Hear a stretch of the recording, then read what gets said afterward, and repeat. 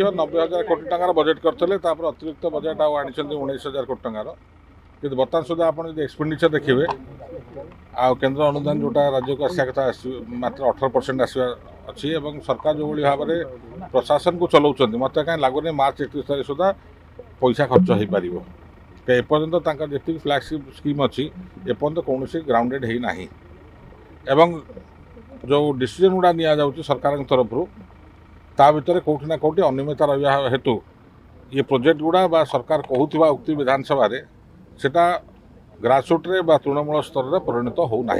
आप works department कथा कहतु आरडी डिपार्टमेंट कथा कहतु आप पंचायत डिपार्टमेंट कथा कहतु जोड़ा सब एक्सपेंडिचर रिलेटेड डिपार्टमेंट इंजीनियरिंग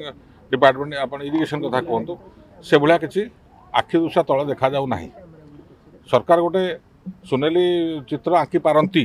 किंतु वास्तवता तले अलग कहानी कहूँ 2,90,000 कोटी टंकार बजेट करते 17,400 कोटी टंकार अतिरिक्त बजेट करुचु एवं पाखापाखि 3 लाख कोटी टंकार बजेट